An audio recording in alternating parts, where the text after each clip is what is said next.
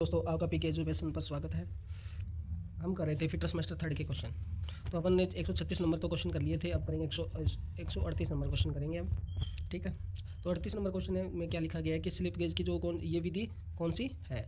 तो ये इसमें बताना है कि विधि का उपयोग तो बताना है। तो इसमें जो है ये है, पहले में ऑप्शन में आ जाता है रिंगिंग विधि, ठीक है, 20 में आ जाता है स्लाइडिंग विधि, सी में आ जाता है ग्लेंजिंग और डी में आ जाता है लोडिंग। ये तो है ग्राइंडिंग के, तो से इसमें तो हो नहीं सकता, ये स्लाइडिंग में से और रिंगिंग में एक हो सकता है। तो इसका जो राइट आंसर अपना हो जाता है ए, इसका राइट हो जाता है। ठीक है, उसके बाद हम करेंगे 139 नंबर क्वेश्चन। तो 139 नंबर क्वेश्चन में क्या लिखा गया है कि इस गेज का उपयोग क्या है। तो इस गेज का उपयोग बताना है, ये कौन सा गेज है।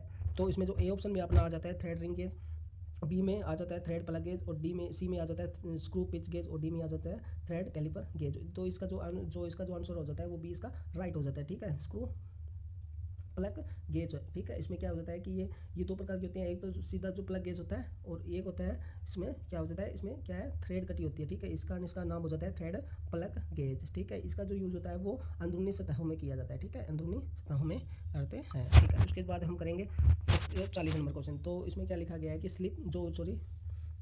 रिंग गेज का उद्देश्य क्या है। तो रिंग गेज का उद्देश्य बताना है कि किसके लिए होता है। थ्रेड प्लग गेज होता है वो होता है प्लग गेज होता है वो किसके लिए होता है, प्लग होता है, सॉरी प्लग होता है वो किसके लिए होता है, अंदरूनी के लिए। ठीक है, और ये होता है, ये किसके लिए होता है, जो रिंग गेज होता है वो किसके लिए होता है, भारी कार्यों में करते हैं। तो इसका जो राइट आंसर हो जाता है अपना ए, इसका राइट हो जाता है। ठीक है, उसके बाद हम करेंगे 141 नंबर क्वेश्चन। 141 नंबर क्वेश्चन में क्या लिखा गया है कि व्यक्तिगत दो त्रिज्या गेज में जो आकार की सीमा होती है वो कितनी होती है। इसमें जो क्या है ऑप्शन में लिखा है ए स्टेप, बी में लिखा है 0.5 और सी में लिखा गया है कि 1.5 mm और डी में लिखा गया है 2 mm। तो इसमें व्यक्तिगत जो रेडियस होता है वो कितना होता है, इसमें एक स्टेप होता है। तो इसका आंसर ए इसका राइट हो जाता है। ठीक है, उसके बाद हम करेंगे 141 नंबर क्वेश्चन करेंगे कि 42 नंबर क्वेश्चन करेंगे कि शाफ्ट के बाहरी व्यास पर जो स्वीकार्य साइज की जांच के लिए गेज होता है वो कौन सा होता है कि बाहरी कार्यों के लिए।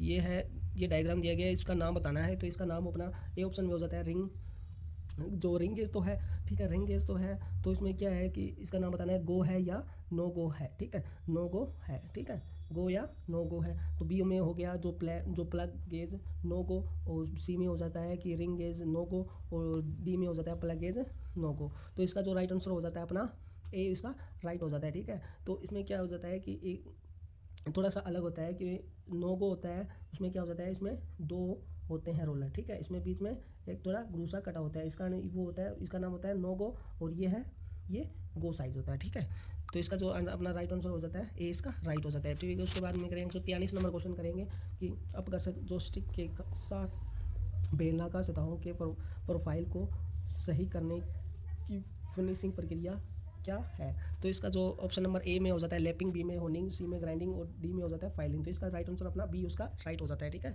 होनिंग इसका राइट हो जाता है। ठीक है, तो उसके बाद बात करेंगे 144 नंबर क्वेश्चन करेंगे। तो आसानी से जो आसान चार्जिंग और रैपिड कटिंग के लिए किस लैपिंग सामग्री का उपयोग किया जाता है। तो इसका जो राइट आंसर हो जाता है, तो ए ऑप्शन में लिखेंगे अपना जो कास्ट आयरन हो जाता है, बी में तांबा और पीतल, सी में क्लोज ग्रैंड आयरन और डी में हो जाता है वाइट कास्ट आयरन। तो इसका जो राइट आंसर अपना बी इसका राइट हो जाता है, तांबा और पीतल होता है। ठीक है, छोटे कार्यों में कास्ट आयरन का भी यूज़ कर लेते हैं। और इसके 145 नंबर क्वेश्चन में लिखा गया कि कौन सी लैप सामग्री महंगी और जो अगर ख़राब हो जाए तो उसका जो विस्तार किया जा सकता है। तो उसमें है अपना पीतल आ गया, और उसके बाद अपना जो बी ऑप्शन में अपना आ गया, तो इसका जो राइट आंसर हो जाता है अपना सी, इसका राइट हो जाता है। ठीक है, सी लेड इसका राइट हो जाता है। ठीक है, उसके बाद हम करेंगे 146 नंबर क्वेश्चन कि कठोरीकृत स्टील और भारी स्टोक हटाने के लिए किस प्रकार के अपकर्षण सामग्री का उपयोग किया जाता है। तो ए में हो जाता है सिलिकॉन कार्बाइड, बी में एल्यूमिनियम ऑक्साइड, सी में बोरोन कार्बाइड और डी में हो जाता है अपना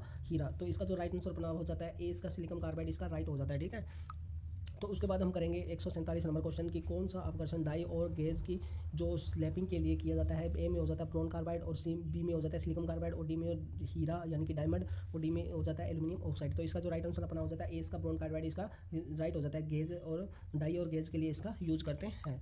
ठीक है, उसके बाद हम बात करेंगे 148 नंबर क्वेश्चन की बात करेंगे। तो इसमें टंगस्टन कार्बाइड के लैपिंग के लिए प्रयुक्त सभी अपघर्षक पदार्थ में से सबसे कठोर कौन सा है? तो सबसे जो बताना है कि सबसे कठोर है वो है, अपन पता है डायमंड है, ठीक है। तो इसका जो राइट आंसर हो जाता है अपना सी, इसका राइट हो जाता है, ठीक है। डायमंड सबसे हार्ड है, ठीक है, टंगस्टन के लिए इसका यूज़ किया जाता है, ठीक है। तो एल्यूमिनियम ऑक्साइड होता है इसके लिए, जो ये स्टील के लिए होता है, और ये जो ब्रोन कार्बाइड होता है ये डाई और गेज के लिए किया जाता है, ठीक है। ये स्टील के लिए होता है, और silicon carbide CI cast iron के लिए होता है, ठीक है। उसके बाद हम करेंगे 149 नंबर क्वेश्चन करेंगे कि बहुत छोटे छिद्रों को सही ढंग से फिनिशिंग के लिए इस्तेमाल किए गए अपघर्षण का नाम बताएं। तो इसमें ए ऑप्शन में हो जाता है सिलिकॉन कार्बाइड, बी में हो जाता है हीरा, और सी में हो जाता है ब्रोन कार्बाइड, और डी में हो जाता है एल्यूमिनियम ऑक्साइड। तो इसका जो राइट आंसर हो जाता है अपना इसका जो डायमंड होता है, ठीक है। इसका हीरा इसका राइट हो जाता है, ठीक है। 150 नंबर क्वेश्चन करेंगे कि व्हील लैपिंग के उद्देश्य क्या है? लोहे के व्हील के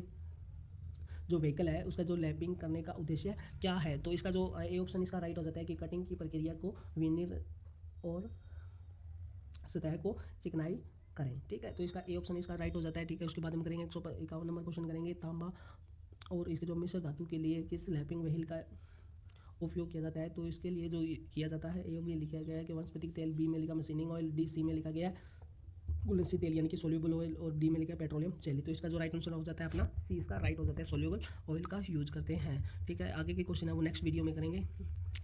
वीडियो अच्छी लगी हो तो लाइक एंड सब्सक्राइब करें। Thank you.